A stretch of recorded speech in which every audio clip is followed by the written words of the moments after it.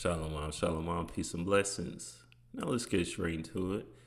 So, when we left off on part one of the Sun God Worship Agenda featuring Christianity, we were talking about how the Christian cross is literally just a pagan symbol that represents a T for the sun god Tammuz. Okay, so let's finish talking about that and just finish out a few things here about Christianity and show that it's just all sun god worship. That's really all it is.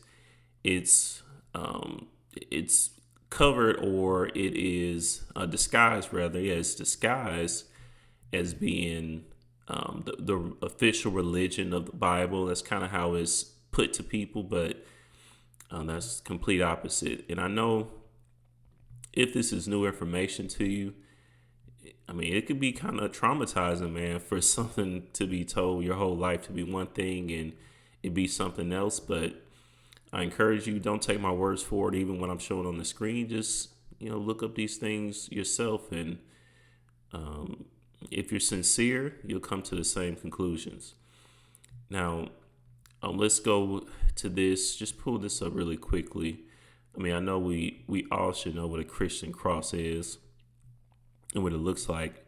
It says the Christian cross, seen as a representation of the crucifixion of Jesus on a large wooden cross, is a renowned symbol of Christianity. Okay.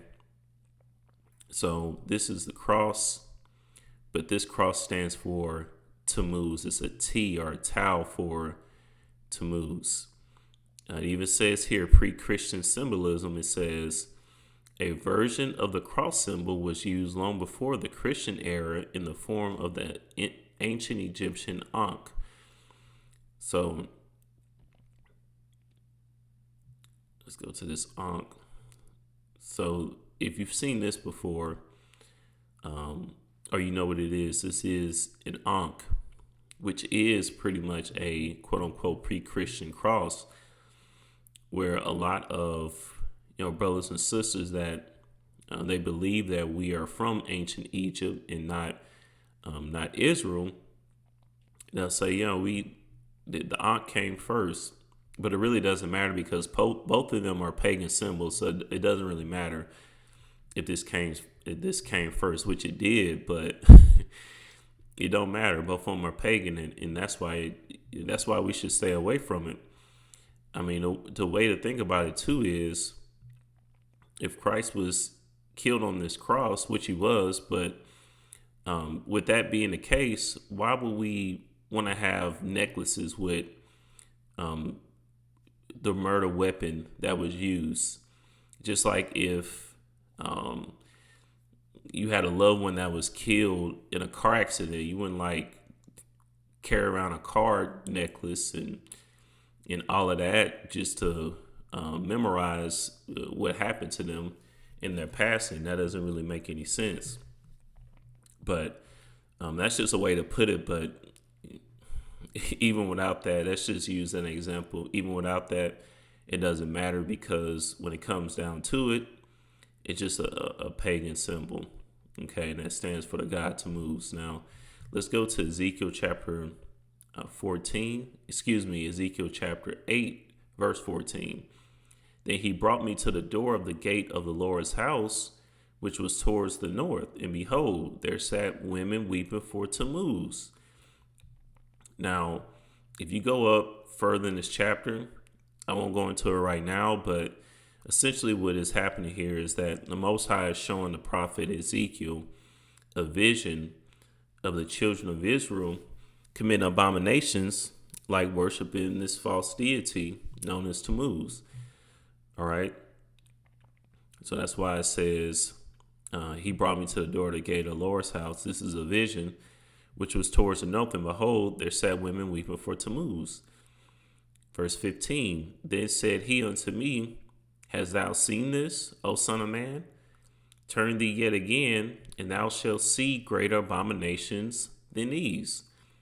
Verse 16, and he brought me into the inner court of the Lord's house, and behold, at the door of the temple of the Lord, between the porch and the altar, were about 25 men, with their backs toward the temple of the Lord and their faces toward the east.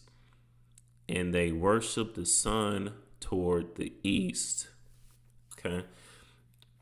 As you see, the children of Israel were wrongly worshiping the sun too. Really, these pagan idols are supposed to be for the other gods to worship and go off on, not our people. Our people meaning the Israelites, the children of the book. All right, the Most High's chosen seed line. All right, the apple of his eye. We're not supposed to be worshiping the sun, but that's what our people were doing. And the Most High was revealing this abomination. And you see, it's called an abomination, okay, to be worshiping the sun. But I just wanted to show you the connection between Tammuz and sun worship, because again, Tammuz is a sun deity, okay, and that's still worshipped today. And, some people knowingly, but really most people unknowingly. All right. But the reason we're going into this too is that as you see the Christian cross, you'll see that cross in dang near every church that you go to. Is a cross somewhere in there, if not just crosses all over the place. Okay. And that's because the church, the modern church, is the house of Tammuz. Okay. It's not the house of the Christ of the Bible. It's the house of Tammuz. They do not teach you what's actually in the Bible in any church system. It doesn't matter what denomination it is. They don't teach you what's actually here in this Bible. And that's why. That's exactly why. Now let's go to this too. It says Ash Wednesday. Ash Wednesday is a holy day of prayer and fasting in many Western Christian denominations. It is preceded by Shrove Tuesday and marks the first day of Lent, the 6 weeks of penitence before Easter. Now look here. This young woman, you see you got another cross right here. This young woman and all these people here in the Navy, looks like they're getting this this cross for Tammuz on their foreheads and probably don't even know it. Okay. So, I know Lent is more of a Catholic thing. So depending on what denomination that you're in Christianity, I know that you may or may not even do this, but either way, it doesn't really matter, because first of all Christian denominations come from Catholicism anyways, but two, either way, this is going off. It don't really matter whether you do it or not. If you, believe in Lent or keep Lent, Lent is a 40-day, supposed to be a 40-day period or a 40-day fast. Lent is nowhere in the Bible at all. Lent is nothing but exactly what we saw in Ezekiel 8 and 14. It's just a weeping for Tammuz. It's just a period of weeping for Tammuz, because this was 40 days too as well. Okay. It's just a annual ritual that's done in the veneration of these pagan deities. And that's it. And that's why, this is found nowhere in the Bible. Where is Lent? Where is Lent? But again, you see, I believe they're doing this on purpose, putting this cross here like that, because they know it's really all about Tammuz. Lent is. But yeah, Christianity is sun god worship. Okay, that's where I'm getting at. Now let's get another popular Christian, at least, overall popular Christian practice or custom. It says a satire on idolatry. Let's get a classic here. Jeremiah chapter 10, verse 1. Hear ye the word which the Most High speaketh unto you, O house of Israel. Thus saith the Most High, learn not the way of the heathen, And be not dismayed at the signs of heaven, for the heathen are dismayed at them. So learn not the way of the heathen, meaning of the other nations. Don't be dismayed at the signs of heaven. That means the stars, the planets, okay? The sun, the moon, that's the signs of heaven. Be not dismayed at them, meaning, don't be fascinated or worship them, okay? For the heathen are dismayed at them. Remember, I said, the heathen or the other nations, they've all created idol gods out of these different planetary systems. All right. So not just the planets, not just the sun and moon, but even the stars, they've all become pagan gods. All right. They've been devised into pagan gods, like we were reading about here in Wisdom of Solomon, chapter 14. Okay. For the devising of idols was the beginning of spiritual fornication, and the invention of them, the corruption of life. All right. Verse 3, for the customs of the people are vain. For one cutteth a tree out of the forest, the work of the hands of the workman with the axe. Now, what does that sound like? Let's see. They deck it with silver and with gold. They fasten it with nails and with hammers that it move not. This is the same custom as we see today, known as Christmas. Okay. Christmas was celebrated, thousands of years before Christ even came on the scene. So how could that be a commemoration of Yahweh's or Christ's birthday when this was done before he was even born? Doesn't really make sense. All right. And the Bible does not even line up with Christ's birthday being in December at all. So, it's all nonsense. It's all pagan idolatry that a lot of people are really getting hip to nowadays. A lot of people really starting to understand that Christmas is pagan. Just a lot of people still, choose to do so. I encourage you to not do that, though. Do not ignore the truth. It's right there in your face. So don't ignore it. All right, verse 5. They are upright as the palm tree, but speak not. They must needs to be born, because they cannot go. Be not afraid of them, for they cannot do evil, neither also is it in them to do good. So they are upright as the palm tree. There's a reason that the palm tree was specified here. Okay. Because the palm tree is actually one of the trees that was worshipped in ancient Egypt. It says here the history of the holiday evergreen. This is the time of year where evergreens are festively decked out in red ribbon and twinkling lights and festooning homes and cities around the globe. But did you know you were following in the footsteps of ancient cultures from all over the world who use green plants in their own winter solstice celebrations, beginning thousands of years ago, so before Christ, and culminating in today's ubiquitous Christmas tree? Greenery has long been a cherished holiday decoration.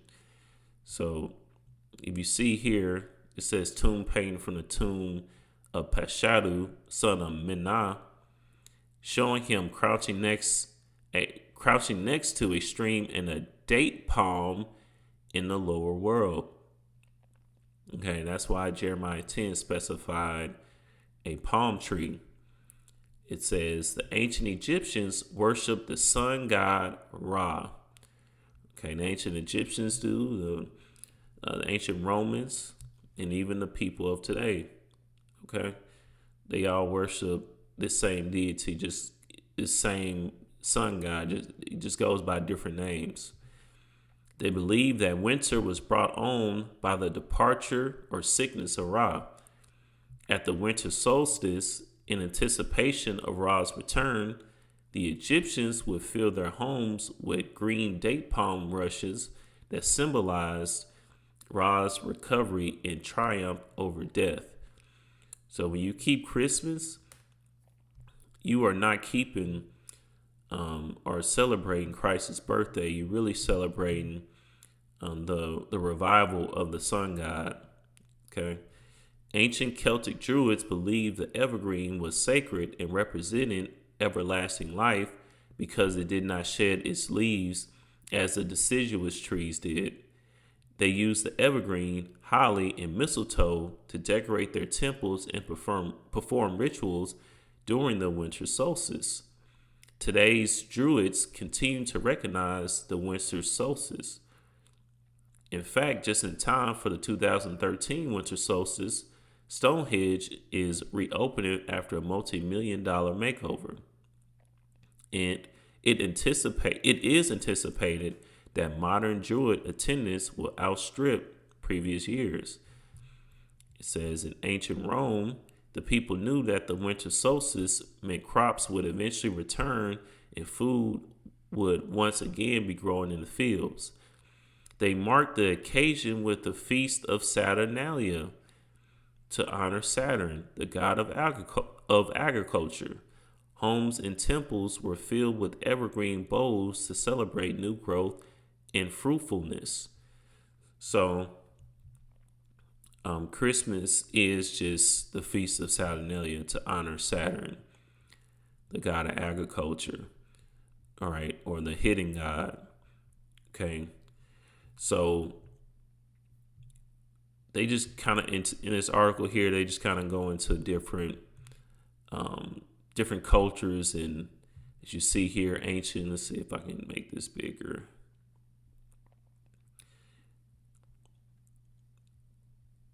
Yeah, it just shows ancient Egyptians celebrating winter solstice. The winter solstice, by the way, is right around December 21st every year. What we know is December 21st, but it could fluctuate between around that time to like January 5th or something. What they call today the 12 days of Christmas. Yeah, the 12 days of Christmas is also it was called something else in the ancient world. It's also pagan too as well. You know, even Christmas Eve was called Mother's Day in the ancient world. Like all these things are pagan. Okay, is based off of sun god worship, as we saw. Ancient Egyptians celebrated winter solstice by filling their homes with green palm fronds that symbolize resurrection. Way back in 3000 BC, that means before Christ. Okay, so this has been going on for thousands of years, where you had people decorating, Christmas trees. All right, because the tree is a symbol for, life and rebirth, so on and so forth. All right. So this is something that's common in Christianity, is to celebrate Christmas. That's like one of the biggest, holidays or customs that quote unquote Christians will keep, but it's all based on pagan gods. I'm not saying that if you call yourself a Christian and you're an adherent to Christianity, but you don't keep Christmas, that it's all good. But we know that a vast majority, because it's not, by the way, you can't adhere to Christianity at all and call yourself a believer, a follower of the Most High and the Son. But point is, though, we know most Christians are doing this. So it says here in this article, the fascinating history of the Christmas tree is started in ancient Egypt. Now, if we look at this picture here, this is another picture of an ancient depiction of what we would call today a Christmas tree. So when Jeremiah chapter 10, when the prophet described that custom, he didn't pull it from nowhere. And again, this was an ancient custom. Okay, so when I say ancient, meaning, thousands of years before Christ was born. All right. And when I say born, meaning in the physical realm. All right. He's been around, um, for an undeterminable amount of time, but in the spirit, but here in the flesh, thousands of years before he was born here in the flesh. Okay. It says, did you ever think that you could trace the origins of the Christmas tree back to ancient Egypt? I was surprised when I made this stunning discovery. The epic history of this remarkable civilization will never cease to amaze me. Ancient Egyptians used to decorate conifers and made wreaths as well as garland to celebrate Ra, the sun god. Okay, they believed that winter came every year because Ra was sick. You see, they worship the seasons too. That's why you keep seeing the winter solstice. Okay, they worship the seasons. All right, and the seasons correlate to the different pagan gods that they worship.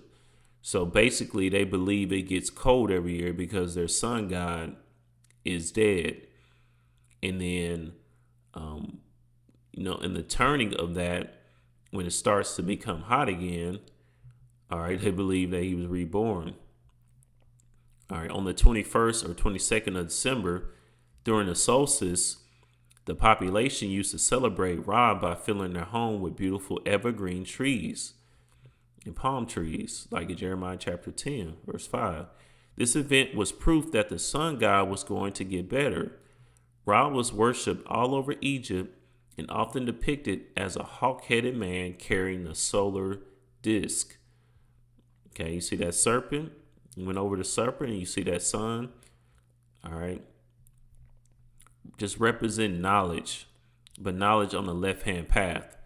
That light, all right, a light on the left-hand path. Now, what is the light of the left-hand path? That's the knowledge of the nations. That up is down, down is up. Okay. All the different, doctrines of the world today that's not in the Bible, but that's pushed on people heavily.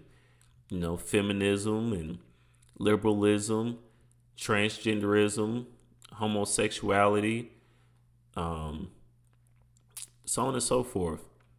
All right, that's the light or the knowledge of the nations. Okay, so these are the things that Adam and Eve got exposed to. Remember in Genesis chapter 3, go to that really quickly. Genesis chapter 3, where it says that for God doth know, in verse 5, that in the day ye eat thereof, then your eyes shall be open, and ye shall be as gods, knowing good and evil. So that's the knowledge of the nations, knowing good and evil. Okay, again, what's known as above, so below. All right, that's or do as thou wilt. All right, that's the credo of the world. Do as thou wilt. That's the knowledge of the nations of the left-hand path. Okay, and that's why these images and this energy is being pushed on people, because they want you to embrace that, whether it's conscious or subconscious. Okay, these types of things seep into your spirit. You don't know during Christmas that you're keeping, you're keeping a celebration of Ra, the sun god. Well, at least most people don't, but a lot of people do. By the way, there are a lot of people that actually understand this, what you would call today Wiccans. And they actually understand exactly what's going on. But the average person, they don't know what's going on. But that's exactly what it is. Okay. But it doesn't change, your intentions doesn't really change what it is. Okay. But we're just showing you here, I'm showing you here that the Christmas tree has been around for thousands of years. Okay, now I could keep going, but I don't want to get too deep off into this. Just to show you, though, that Christianity is sun god worship. Okay, now let's look into this article here. It says the occult in your living room, Christmas, Yule, and the winter solstice.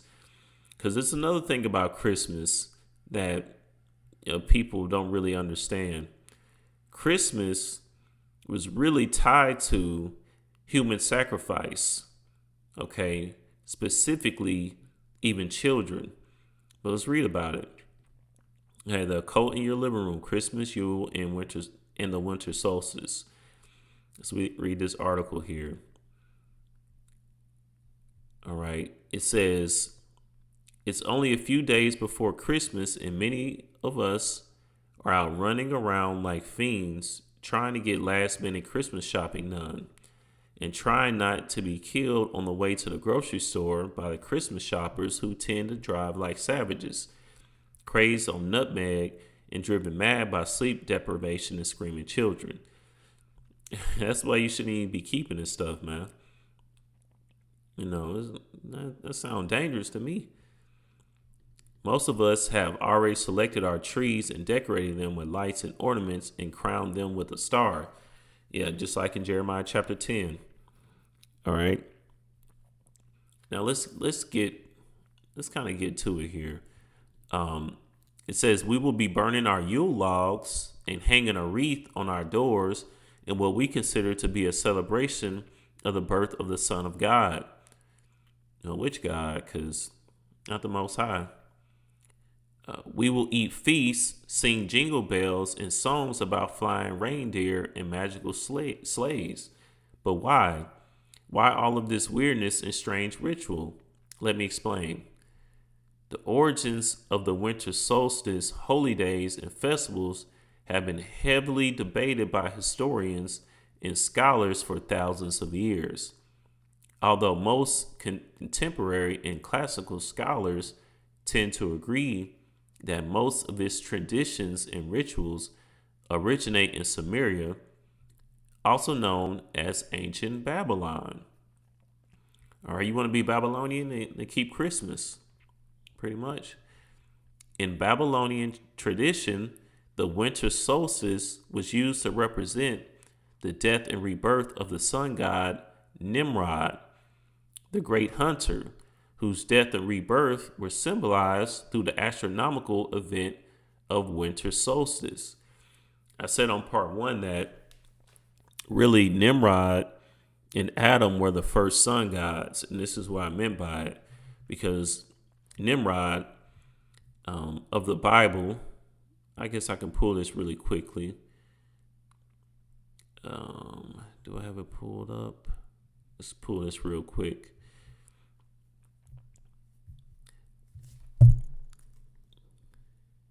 If you're familiar with Nimrod, if you remember reading about Nimrod here in the Bible, let's go to Genesis chapter 10.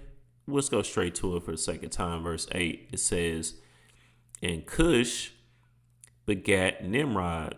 He began to be a mighty one in the earth. So when it says that Nimrod began to be a mighty one in the earth, it's not referring to in a righteous manner, meaning he was, a man of the Most High. That's why that's never mentioned. When he began to be a mighty one in the earth, it was on the left-hand path. He began to lead the people in their transgression against the Most High. That's why he founded Babylon. He founded, the tower in Babel, okay? Because that whole kingdom was literally created to show their apostasy or their rebellion against the Most High. And matter of fact, Nimrod's name was known as the rebellious one, okay? He was a mighty hunter. This is verse 9. He was a mighty hunter before the Most High. Wherefore it is said, even as Nimrod, the mighty hunter before the Most High. Okay. A mighty hunter meaning he was hunting men's souls away from the Most High. Okay. Let's see, Nimrod. It says Nimrod, rebellion, or the valiant. Okay. And he actually this name Nimrod means other things as well. All right, but we're gonna keep it simple here. All right, but yeah, Nimrod was worshipped as a sun god. Okay, he showed mankind many different works. Okay, as he was showing them many different works, he became deified. Okay, that's pretty much how that works. Now let's go back to the article here. Read this again. It says, in Babylonian tradition, the winter solstice was used to represent the death and rebirth of the sun god Nimrod, the great hunter, whose death and rebirth were symbolized through the astronomical event of winter solstice. The winter solstice currently begins on the eve of December 21st or 22nd of the year, at which point the sun reaches its southernmost point in the sky. Traditionally, this reversal of the angle of the axis of the Earth completes on the eve of the 24th or 25th of the year, when the sun again begins its ascent towards its highest point, which will occur 6 months later during the summer solstice at the end of June. The winter solstice is the shortest day and longest night of the year, and that's why it's celebrated. Okay, this symbolic the symbolic reference and theme of the death of the sun, our source of life, during which time darkness is greatest, and its subsequent rebirth, or rising from the dead, has become central to all of the major and minor cultures and their traditions from the ancient times until now. Although the Babylonians were generally credited with most winter solstice traditions and rituals, other theorists have pointed out monolithic structure such as the hinges and other monolithic structures, including Stonehenge and Newgrange, date back 10,000 years and more, predating Babylon, in which accurately measured and marked the winter solstice, stating that even earlier civilizations acknowledged it at the very least. Okay, so let's get to this part. It says, in Babylon and other earlier civilizations, the festivals and sacrifices that took place were based out of a primal fear that the sun might never return without human intervention. Well, it's crazy. Or pleading to the god of the sun. Human as well as animal sacrifice. See that? Human as well as animal sacrifice became an early tradition of these cultures during winter solstice, trying this time of the year to blood sacrifice at the death of the sun in order to bring about its resurrection and beginning of new life. So if you say anything about, human sacrifice or something as a sacrifice for the general populace, you'll be called a quote unquote conspiracy theorist.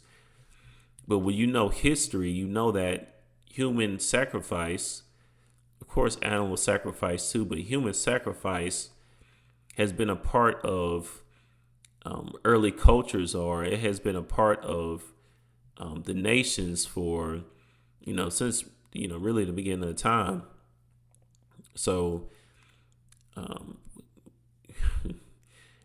why would that tradition just completely die? Because we're told so? Nah, these things are still going on today. All right. It says these traditions also included huge national feasts and celebrations, thanking the sun for its light and provision the previous year, and pleading for it to rise again to bring new life to the land and people. In modern times, human sacrifice has generally been phased out, not really, and replaced with the Yule ham and Yule boar instead of a child, and the consumption of a great feast. Do you know why it says a child here? Because Yule, is it on this article? Let's see if it's on this article. Um, Maybe on the next one. Okay, let's read this real quick. It says ancient Germanic peoples adopted the festival of Yule, our modern Christmas, as its adaptation of earlier solstice holy days. So let me kind of translate some of this if y'all are not, if this is new information to you or you're like, what is going on here? All that's really happening is that this article is detailing how ancient festivals or feasts, like the festival of Yule, is really just the modern day Christmas. So when you keep Christmas, just know that this came from the pagan traditions that included human sacrifice, okay, and sacrifices of children, okay. That's all that's really happening here. It says Yule represented the time of greatest darkness and the longest night of the year. It was also connected to the sun god Thor, who was drawn through the sky on a chariot drawn by goats, partly giving rise to the tradition of the Yule goat as well as modern reindeer. Okay, so they talk about Thor.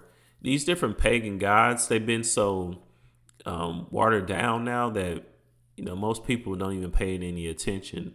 That you're really talking about a pagan deity, Thor, and what's like his son's name, Loki, and all these different gods in the Marvel and DC universe or whatever the case.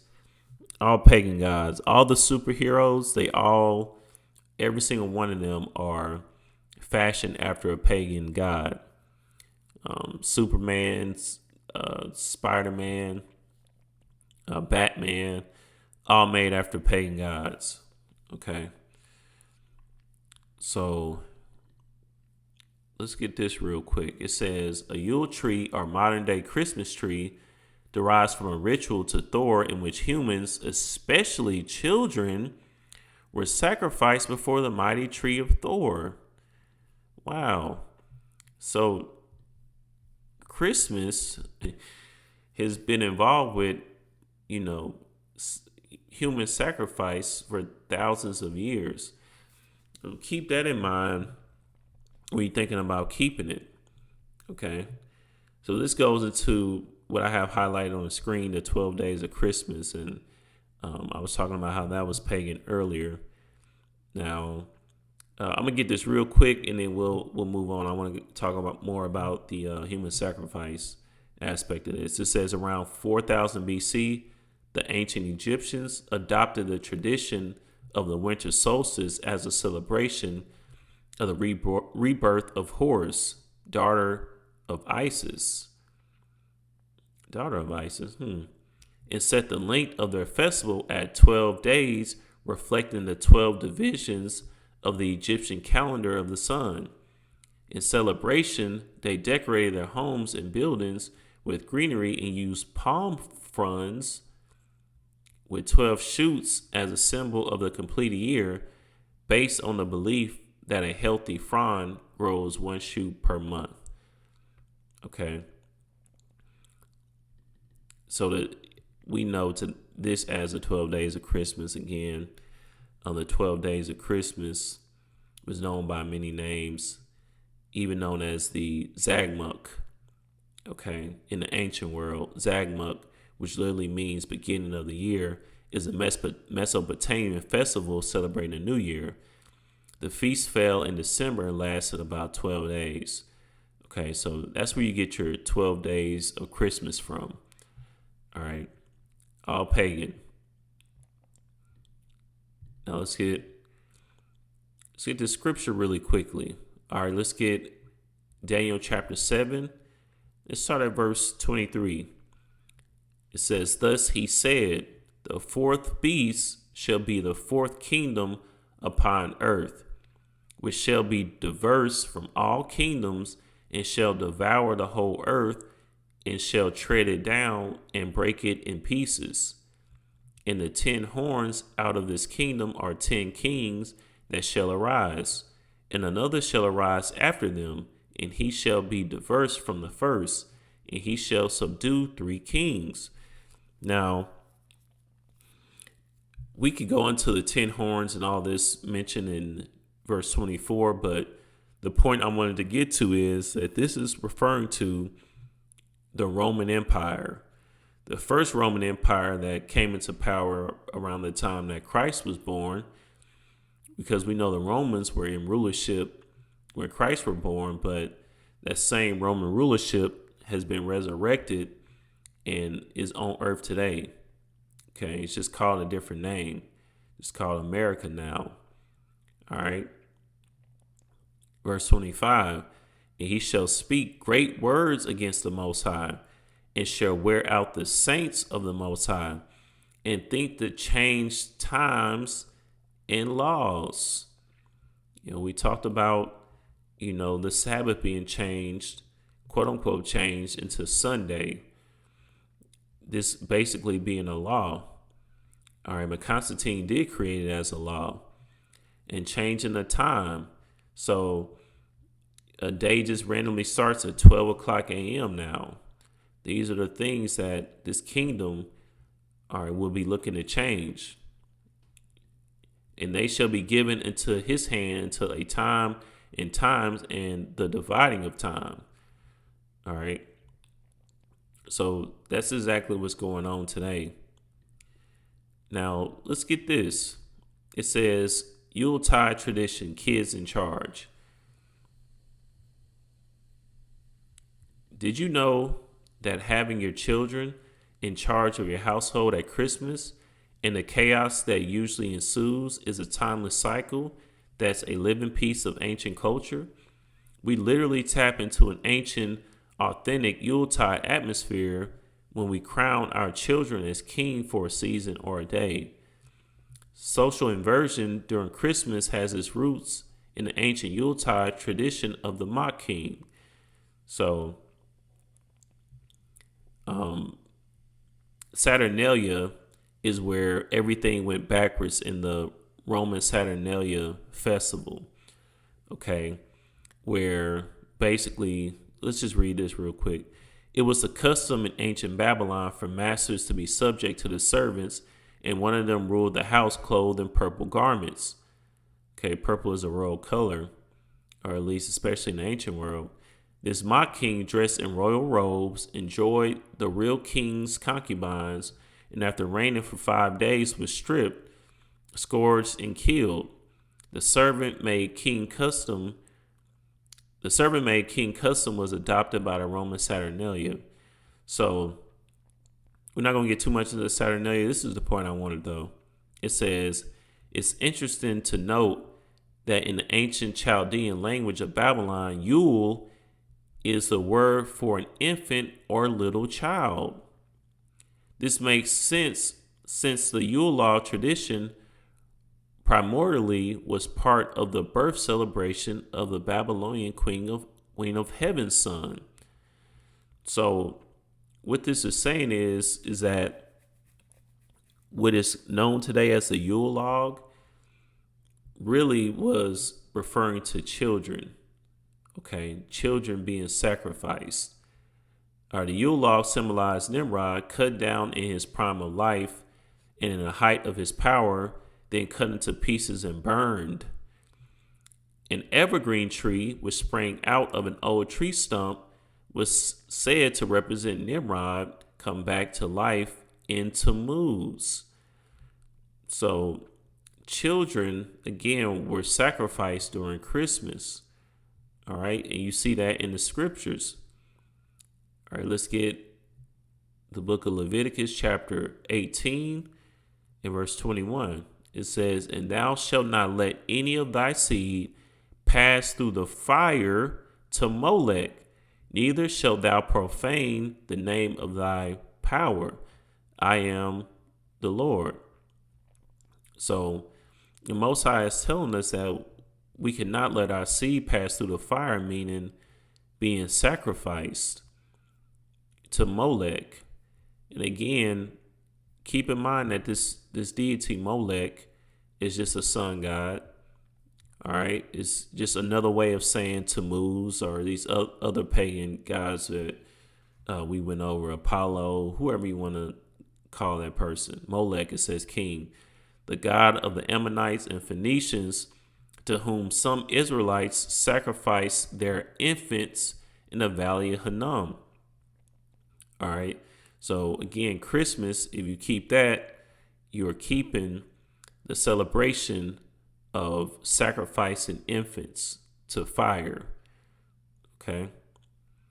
So the God of whom Israel sacrificed children with fire. All right, let's see. We go here. Molech, an idol of the Ammonites, who was also at various times worshipped by the Israelites in the valley of Hinnom, who offered human sacrifices to him. According to the rabbins, his stature was of brass with a human form, but the head of an ox. It was hollow within and heated from below, and the children to be sacrificed were cast into his arms. And in like manner is a statue of Saturn among the Carthaginians described by Dodorus. Remember, Christmas is called Saturnalia now. Or, excuse me, Christmas was adapted from the Saturnalia. Okay, it says compare. In my observations of the religion of the Pani, okay, it says here the Molech of the Ammonites and the Saturn of the Carthaginians both represented the planet Saturn, which was regarded by the Phoenicio-Shemitic nations so to be appeased by human sacrifices. So again, you have to think about it like this. Again, it says that the god Saturn had to be appeased by human sacrifices. Well, we keep Christmas, which is just an adaptation of the Saturnalia. You mean to tell me that human sacrifices are still not being performed to appease their gods? Yeah, I think not. It still is. So, keep that in mind when you celebrate Christmas, but also you need to know that's how the society gets down. That's why you have to escape out of it. All right. Now let's go to 2 Corinthians chapter 4. And we'll start at the top. It says Paul apostolic ministry, verse 1. 2 Corinthians chapter 4, verse 1. Therefore, seeing we have this ministry, as we have received mercy, we faint not, but have renounced the hidden things of dishonesty, not walking in craftiness, nor handling the word of the Most High deceitfully, but by manifestation of the truth, commending ourselves to every man's conscience in the sight of the Most High. But if our gospel be hid, it is hid to them that are lost. Verse 4, in whom the God of this world hath blinded the minds of them which believe not, lest the light of the glorious gospel of Hamashiach, or Christ, who is the image of the Most High, should shine unto them. Why does it say the God of this world? It has blinded the mind of them which believe not, because the God of this world is Satan. The God of this world is Tammuz, is Apollo, is Molech, so on and so forth. Okay, that's the God of this world. All right. So if you're of the world, you're of Satan. There's no in between. That's why we went over earlier in part 1, you're either hot or you're cold. Okay. Because you can't be a part of this world and also keep the statute, laws, and commandments of the Most High. All right. You just can't. It's either one or the other. And you see it uses blinded the minds of them which believe not, lest the light of the glorious gospel. So again, that light or that knowledge on the left-hand path all stems from the God of this world and the different belief systems. And that's why so many different things are pushed out to people today, because these people, that are the leaders of this society. When I say this society, this country and everything in between, the different countries and nations, their God is the God of this world, okay, not of the Most High. And that's why the statute, laws, and commandments that's found inside of the Bible is not pushed to people. It's the complete opposite. Matter of fact, every day they try to push closer to disproving the Bible, to taking it out of schools and, so on and so forth, and accepting alternative lifestyles. That's exactly why. Okay. Because they worship the God of this world. All right.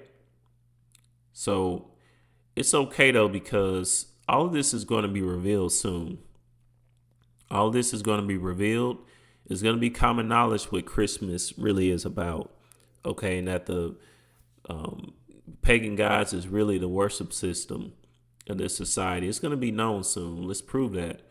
All right, it says restoration of Israel, Hosea. This is the book of Hosea, chapter 2, and verse 14.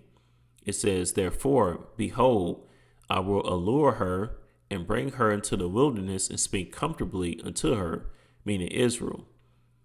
Okay, and I will give her vineyards from thence, in the valley of Achor for a door of hope, and she shall sing there as in the days of her youth, and as in the day when she came out of the land of Egypt. You're talking about Israel. Okay. Verse 16, and it shall be at that day, saith the Most High, that thou shalt call me Ishi, and shalt call me no more Baali. For I will take away the names of Baalim out of her mouth, and they shall no more be remembered by their name. So this is at the end times when Israel goes back into the land. It's the Most High said that we will no more call him Baali. That means that all the way up until the end, our people will be recognizing the pagan god known as Baal that we talked about in part number 1. Okay. And the Most High is going to take away the names of Baalim or Baal out of the mouth of the children of Israel, and they will be remembered no more. But if that wasn't prevalent today, then why would the Most High have to take out the name of Baalim out of the mouths of the children of Israel? Because that's who most of our people worship, or that's who the doctrines of most of our people will we adhere to, whether we believe it or not. And, myself and anyone else is not exempt from that either. That's why we go over these lessons, so we can rightly divide the word of truth. Okay, so we make sure that we staying hot. All right, we on the right hand path, at least to the best of our abilities, and we're not we're not succumbing to the doctrines of the left-hand path. Because even when you know who you are, according to Scripture, and you do your best to keep the statute, laws, and commandments, you still can go off or still be doing something off. So we just have to pray that that's not the case. But anyways, it's going to be revealed. It's definitely going to be revealed. And we just going to close out with some scriptures here to prove that. All right. So let's get 2 Thessalonians chapter 2 and verse 3. And we can start from it. Now, let's just get verse 3 second time. Let no man deceive you by any means, for that day shall not come, except there come a falling away first, and that the man of sin be revealed, the son of perdition. Perdition means destruction. Okay. So Yahushua or Christ is not coming back into that falling away first, and that man of sin be revealed. It's not just literally just one man, but the whole system. In the Christian church, they say the Antichrist. Well, anyone that is anti-Bible, anti-Christ per se is an antichrist, not just one person. Okay, who opposeth and exalted himself above all that is called God or that is worship, so that he as God sitteth in the temple of God, show him himself that he is God or the Most High. These people in the society, they believe they are the Most High. Okay, that's why they call themselves gods, all right, all the time. When they say different things like at award ceremonies, I want to thank God. They be talking about themselves. That's why they never specify, because they either talking about a pagan deity or they be talking about themselves. I want to thank God. They be talking about themselves. Okay. But anyway, this is all going to be revealed, okay, soon.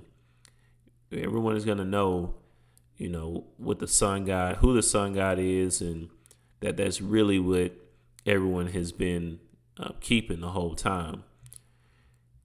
All right, let's get the book of Joel, chapter 2, and let's get verse 30. It says here, the day of the Lord. And I will show wonders in the heavens and in the earth, blood and fire and pillars of smoke. The sun shall be turned into darkness and the moon into blood before the great and the terrible day of the Lord come. Now, you see here it says the sun shall be turned into darkness. Is that literal? Is that referring to the sun that's in the sky, like we going over right now? The sun literally going to be turned to darkness? No. This is referring to what we've been going over the whole time, the sun. All right, the light of the other nations and our people that are in wickedness. The light of the left-hand path, like we read about too, a few parts back, with Lucifer being the light bearer. That knowledge on the left-hand path is going to be turned into darkness. Okay. It's not going to give us light anymore, meaning it's going to be revealed. It's going to be revealed exactly what the left-hand path is, and that the different doctrines that these people push on the masses of people today is nothing but idolatry. It's nothing but nonsense, and everyone is going to know it. Okay, everyone's going to know it. Let's get Matthew chapter 24 and verse 29. Immediately after the tribulation of those days shall the sun be darkened, and the moon shall not give her light, and the stars shall fall from heaven, and the powers of the heavens shall be shaken. And then shall appear, verse 30, the sign of the Son of Man in heaven, and then shall all the tribes of the earth mourn, and they shall see the Son of Man coming in the clouds of heaven with power and great glory.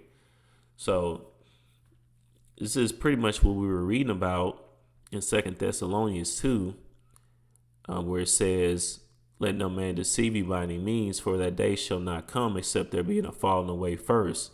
So that sun being darkened is that falling away first. And that man of sin being revealed, the son of perdition, that's what the sun being darkened represents. It's a parabolic way or a poetic way, or the way that the Most High chose to use to describe that knowledge of the different systems, pagan worship, that all being revealed. Okay. And it's said to be the sun because, again, the sun is a source of light. Okay. On the left hand and the right hand path. Hopefully that makes sense to y'all. Let's get Ezekiel chapter 32 and verse 7. And when I shall put thee out, I will cover the heaven and make the stars thereof dark. I will cover the sun with a cloud, and the moon shall not give her light. So the moon also, same thing. The moon could also represent that knowledge on the left-hand path. Okay. All the bright lights of the heaven, verse 8, will I make dark over thee, and set darkness upon thy land, saith the Lord. I will also vex the hearts of many people when I shall bring thy destruction among the nations, into the countries which thou hast not known. Okay. Yea, I will make many people amazed at thee, and their kings shall be horribly afraid for thee, when I shall brandish my sword before them, and they shall tremble at every moment, every man for his own life in the day of thy fall. For thus saith the Lord God, verse 11, the sword of the king of Babylon shall come upon thee. So before Christ comes back, all right, the sun is going to be made dark, meaning all this is going to be revealed. All right. Remember that in Ecclesiastes chapter 12, verse 1, remember now thy creator in the days of thy youth, while the evil days come not. So before Christ comes back, nor the years draw nigh, when thou shalt say, I have no pleasure in them. Okay. While the sun or the light or the moon or the stars be not darkened, nor the clouds return after the rain. Okay. So King Solomon here is saying to remember the Most High. Okay. To cherish his word and to actually keep it. Not just cherish the word in itself. That's amazing, but to actually keep it. Okay, we can't stay inside of the Bible and there's no precepts, but not actually execute them and not live them out in our lives. But remember now thy creator in the days of thy youth. So before everything goes down, remember the Most High. All right. While the sun or the light or the moon or the stars be not darkened, nor the clouds return after the rain. All right. So again, that sun, that's why we going over this. This is a sun God worship agenda. That sun is going to be darkened eventually. All right. I think we got one more here too. We got Revelation chapter 6 and verse 12. And I beheld when he had opened the sixth seal, and lo, there was a great earthquake, and the sun became black as sackcloth of hair, and the moon became as blood. And the stars, they call celebrity stars, right? Meaning those are up high in this society, the stars. Okay, and the stars of heaven fell into the earth. That's just a similitude for saying that those that are ruling this society being thrown out of power. Okay. Even as a fig tree casteth her untimely figs when she is shaken of a mighty wind. All right. That's why it says here in verse 15, and the kings of the earth and the great men and the rich men and the chief captains and the mighty men and every bondman and every free man hid themselves in the dens and in the rocks of the mountains. That's those stars of heaven falling upon the earth. Okay. So it's going to be revealed. All right. In the latter days. And let's just kind of end here. It says 2nd Esdras chapter 6 and verse 9. For Esau is the end of the world. That's when the sun is going to be darkened. All the different doctrines that Esau has on this world. Okay, and Jacob is the beginning of it that followeth. So the son of righteousness that's described in Malachi chapter 4, verse 2 will be in rulership, meaning Christ, and not Baalim, all right? Or, again, whoever you want to call that deity, Molech, so on and so forth. That's what time that we're in right now. That's the God of this world, of Esau's world. Esau being the so-called white man. Let the scriptures say, this is not me. Who was over this world right now? Okay. For Esau is the end of the world, and Jacob is the beginning of it that followeth. Okay. The Israelites that reign, that's going to be Jacob. Jacob is Israel. Israel is the beginning of it that followeth in the kingdom of heaven. Okay. So this is the last rulership of the other nations. meaning Esau. All right. The end of his world is going to be the beginning of New Jerusalem, or the kingdom of heaven here on earth. All right. And that's when all the pagan gods and idols are all going to be destroyed. Okay. All the different quote unquote sun gods, it's all going to be revealed exactly what all these different things like Christmas, Lent, so on and so forth was really about. The church system is going to be, destroyed. All the different pagan idols and symbols. All right, like we talked about in Wisdom of Solomon chapter 14 again. Thus, in process of time, an ungodly custom grown strong was kept as a law, and graven images like that graven image of Christ that we have today, okay, were worshipped by the commandments of kings. It's all going to be destroyed. All right, the sun is going to be darkened. All right, or that knowledge, that light is going to be revealed. All right. And one last thing, too, I thought about real quick before I end. When we were talking about the raised fist and, this brother here, that's why they had Colin Kaepernick kneeling down, because Colin Kaepernick was bowing the knee of the image of Baal. But I just thought out the top of my head real quick before we end it out. That's pretty much it. I could go into more about the different, pagan customs of Christianity, but I'm just going to leave it here for now. Lord willing, this was edifying. And until next time, I bid everyone a mighty shalom.